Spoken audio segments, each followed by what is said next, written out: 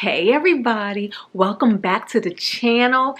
Welcome to all you new subscribers and welcome to the Fab Fam tried and true who come back and watch and support every video that I put out. I super appreciate you guys. Well, we're going to take a tiny bit from the Chilean inspired videos because more are still to come. But today is August 31st, so you know what that means. It means it is budget time. On this channel, not only do I cover travel and then a sprinkle of lifestyle, a lot of my Tesla videos, and then just things that I'm doing around my own house and with my friends, but we also cover finances. I am super passionate about the business of money. Not just the making of money, but the handling of the money that you already bring into your life and using it wisely and strategically. That is how I fund my awesome vacations and why I am able to go on so many. So in this video, we are going to go over our August budget review.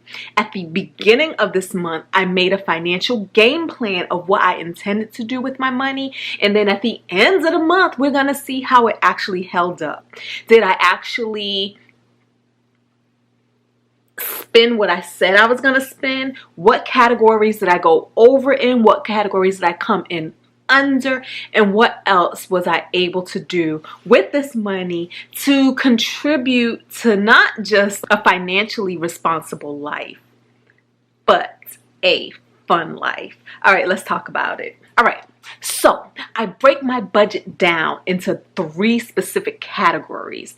So first we talk about the adult stuff. The adult stuff is the things that are what we have to do and the things that we have to pay to run our responsible life as we know it, okay? These are things that are more needs than wants. Yeah, that's what I would say. Like you need a roof over your head, you have to pay your utilities, things like that. So these are more of our needs versus our desires and wants and splurges, okay?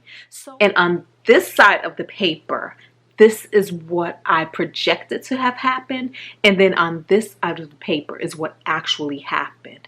If it's highlighted in pink, it means I did better than expected. And if it's highlighted in blue, it means I either did worse than I expected or I didn't budget for it at all. All right, so in the month of August, I projected that I would make $10,928. And I actually made $11,250. HOA dues came in at $95. The gas bill, I said $40, but I am moving toward the real numbers more than round offs. So I said 40 and the gas bill came in at $44. And I projected it based off of the last month's gas bill, which was like about $39. Electricity, $321. Cell phone is $200. The internet, $120. Security systems on 2 homes, $120. Housekeepers. Now, I said $180 and it actually came in at $140. Why? Because I actually am getting rid of these housekeepers. Y'all, they tried it. Okay. All my tenants moved out, so there's nobody here but me and my son. And on the day that they came, I was at work, my son was at work, so they were here by themselves cleaning. Now, in the past, I had implemented a system where when they were here, I would be here and we would co-clean together. That kept them honest. But I do know, and I've noticed that when I'm not here, sometimes shortcuts are taken. Comes with the territory, so I never made a huge deal out of it. However, when I was taking a shower at 6 in the morning the day after they cleaned, I looked and I noticed that there was debris in my shower that hadn't been there previously, to include hair that was not my hair. I know what my hair looked like. This was not mine. And so I was like, okay, I took pictures because one thing is this. If I'm the person who pays for you to clean, at least clean my room and my bathroom correctly. And I don't want to be in a shower that is dirty. So I was like, all right. And then I went and I decided to inspect some other things. I went and I looked at the microwave. I've noticed that the microwave appeared to be clean, but when I stuck my head in and looked up and around, the top and the upper sides were not clean. So I took a picture.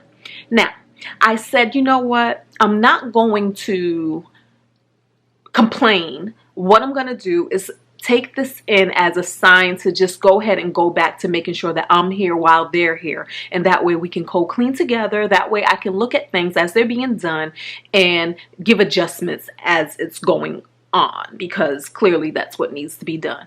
Boom, no problem. So I went to work. When I came home from work, because I knew I was going to have company that weekend, I said, let me check the guest bathroom and the downstairs bathroom just to make sure that they've been clean. And so I did. What I found almost made me want to slap somebody. When I looked into the toilet of the guest bathroom that nobody was using and that had been cleaned, I could tell it was clean because there wasn't any debris.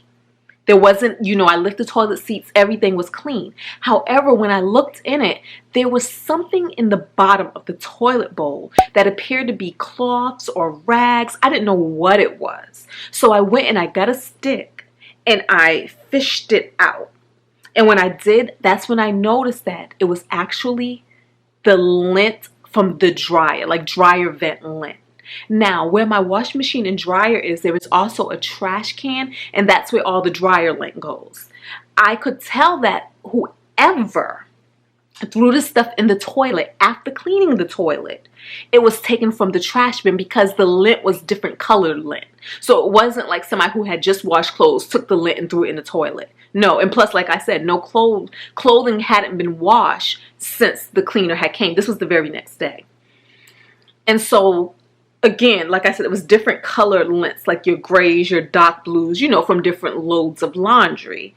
And I could not make any sense of that. And that is when I sent the company the pictures and asked the questions. Mainly, what the hell? So the owner of the company was on vacation, and so when he got back from vacation, he basically was like, oh, we'll charge you half for the cleaning, blah, blah, blah, blah, blah. First of all, you don't need to charge me nothing for the cleaning. But I said, you know what? I'm not even going to go back and forth because I ain't got time.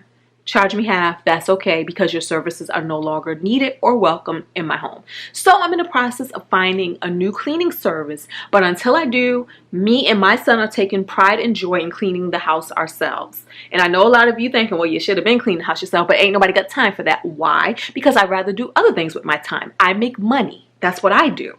Even sitting here recording videos and editing videos, these are money-making activities. So I'd rather spend my time in activities where I can generate income and do some of the things that I love while outsourcing some of the other things. This home is a 5-bedroom, 3.5 bathroom home. Okay? I'm not using my time to clean it. Right? Lawn, $120. The insurances, and this is for 2 cars and also somebody else's insurance that I pay, $144. Easy Pass, $25. P.O. Box, I thought that my P.O. Box was due this month. It would have been $112, but it's not actually due till October. So therefore, that was a zero balance. Groceries. Now, in this category, I don't necessarily budget. I do what I call mindful spending. As I spend, I try to say, okay, am I spending because I'm splurging, or am I spending because these are things that I actually need in my life? And I try to do better than what I did the previous month, even though my spending isn't high in these categories. So that's not a big incentive for me. So again, like I said, I just try to be mindful about where my money goes.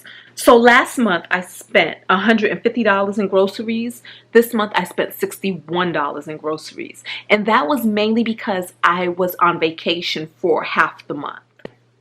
Household miscellaneous. Last month I spent $123. This month I only spent $6. And household miscellaneous, again, are the things that the house that the house requires, such as cleaning products, toilet tissue, furnishings, or whatever, things like that. Now, let's jump over and talk about the fun stuff. This is where I thrive. No. Okay, so in the fun stuff, last month I said I was going to spend $22 in subscription services, and that specifically is for Netflix and for YouTube Red. Nails, $65. Eyelashes, oh, another story. This is all about get your life right, y'all, and get the service that you deserve in your life. Like, I always knew, back to the housekeepers, that I wasn't exactly happy with them. I call them house fluffers because they give your home the appearance of being clean. You know, they come in, they fluff up the pillows real quick. They take the little rag and wipe it over the furniture to make those designs, to make it look as if something was washed. So they gave the appearance of clean rather than the true deep down cleaning that your home deserved. And they probably use the same rag everywhere. That's what I was paying for. So with my eyelashes, I always knew that I wasn't necessarily comfortable with my previous hint, lash technicians' prices. They were just too high. And so I was like, okay, well, I feel better if I just get them done once a month at the tune of $90 plus a tip, right? Well, I went on vacation, and then I came back from vacation, and then I made an appointment to get my eyelashes refilled. And it had been about 6 weeks since I had them done. And so when I made the appointment, she was like, oh, well, that's going to be $275 because it's been, she said 5 weeks, but it's been 6 weeks. Now, mind you, 4 weeks is $90. So how does 5 weeks jump to $275? $275 is what she charges for an initial installation. And so she said because it's been so long, she has to basically do like a full set. Well, she didn't even ask what were the state of my lashes because I still had lots of lashes. You guys can tell if you look at the Chile videos, my lashes were just fluttering in all of your faces, right? And so I'm like, you know what? It's okay. I'm not going to pay. I'm not investing $275 for my lashes. My hair doesn't even cost that much. And my hair is more problematic because there's a lot up here than these lashes. So she was like, oh, but because it's been so long and this, that, and the other. And she's also hit me in the past with my prices are my prices. So my thing was, I'm not trying to talk you down or out of your prices. Your prices get to be your prices. But I get to pay what I'm comfortable with paying in my budget. And my budget says eyelashes don't cost $275. So from there, I talked to my friend Gwen, who has a co-worker, shout out April, who also gets lash extensions. And she referred me to her place that she goes to. And so that's where I went. And the lashes that you're looking at right now are a product of that. And for a full set, their price was freaking $90. $90. Now, I opted for some upgrades because if you get like a fuller lash or whatever, it costs a little more. But guess what? All their prices were way cheaper than the previous girl's prices. So that's why for my lashes, I paid $145, and that includes the tip to get a full set. And plus they had to remove the old lashes, which there were lots of, and that was complimentary. And this was a lash bar that I went to, so it wasn't a nail shop that does lashes or anything like that. It was a lash bar that was expressly for eyelashes. And so I'm going to keep going to them, and I signed up for a membership. And so the membership is $70 a month for my fill. Yeah. Okay. Now, let's talk about these trips, y'all. Chile. I hope that all of you have been watching and enjoying my footage on Chile, Santiago, and Valle, Nevada. Oh my goodness. I would have to say that that was one of my favorite vacations and one of my favorite cities. It was so dope being there, and I really hope that my footage and my storytelling did the place justice. Again, we try to keep it honest. We try to keep it real, as we do every place that we go. But we really did enjoy ourselves. And we have so I said $750 is what I set aside for spending money in Chile, and I came up under that price at $589. And then directly after Chile, I flew into Miami, where I had a layover, but I missed my layover on purpose, and I stayed and kicked it with my man. So I gave myself an additional $300 for that portion of my trip, and I spent $302. So that is blue, simply because I really pride myself in coming under budget. And that included like my airport, like what I spent when I was in the airport, and my luggage, because I had to pay a separate fee for my luggage and things like that. So all of that came out of the $302, plus my baby had moved into a new place, and so I got him like a housewarming gift. So that all came out of the $302.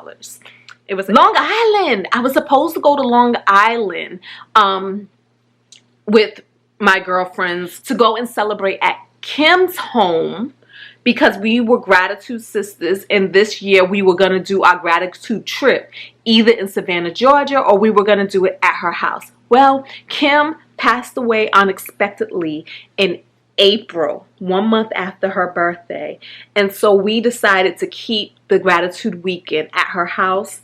However, there was a little bit of a conflict. Her daughter Emma had to be back at college on that Saturday at 10 a.m. At first they thought that they were going to be able to take her on Sunday, but then realized they had to get her there on Saturday. So we had to cancel going to Long Island. I had initially set aside $300 for that, and obviously I spent nothing doing that. Miscellaneous fun, I only spent $15, where last month I spent $315, but I spent $15 and that was ATM money. And then restaurants, last month I spent $40, and that was mainly because I was dieting. And this month I only spent $25 eating out, and that is because I was gone half the month. Now down here we have the things that I did not budget for initially, because who knew? Let me tell you. Me and my girl Gwen signed up for another trip in December. We are going to Vienna and Prague for the Christmas villages. I love it. I seen this on the internet, right? This trip with this travel group. And I'm not going to say what the travel group is, because I'm not necessarily promoting that travel group or anything. However, I adore the prices of this group. Think about it. Right here you see $400. $400. I'm paid in full, guys. This does not include the airline flight, which will be free because I will be using points. However, where can you go for $400? So what I love is that I seen it, and then I said to Gwen, oh my goodness, there's this trip to Vienna and Prague for $400. And Gwen was like, I'm down. And all I need is for one person to tell me they down, and it is good as done. So instead of going to New York for our gratitude weekend, we decided to all get together anyway because we missed each other. And so we had a makeshift gratitude weekend at my home. And I only spent $99 hosting that. Oh, and so then the last thing that I did with my money this month is I purchased a flight for Miami for September. And that was only $85 round trip, so I had to do it. Money goals. Money goals are basically those long-term financial goals that you have in your life. For some people, this is where your sinking funds will be, or the extra savings if you're saving up for, like, let's say Christmas or a vacation or some other goal. This is where those things would be. For me, my money goals are towards savings, paying down of this house, and giving. And so because I was making less money this month than I have been making in the previous months, I had only said I was going to give $500 this month, but I did give $610 this month. $1,420 goes to 401k. I was able to put an additional $500 in my savings account, even though I didn't initially set aside anything for that. And for my mortgage, because I am on a journey to pay off this home free and clear one of these days, I said $5,100 was going toward the mortgage, and I was able to send in $5,614. Why such an odd number? Because this is an every dollar budget, meaning that every single dollar that I brought in this month had to be allocated somewhere, even if that number was odd. So by the time I reconciled everything and finished paying for everything and bought everything additional that I was going to buy for this month, that's what I had left over, that odd $514. So I applied that to the mortgage, and that's what we have right there, because every dollar counts, every dollar matters. So guys, this is the story that my money told about me for this month of August. What's your money out there saying about y'all? Thank you all for watching. Don't forget to thumbs up. Don't forget to subscribe if you're not already a Fab Fam member. And leave a comment below if you want to talk about anything. Till next time, y'all. Peace.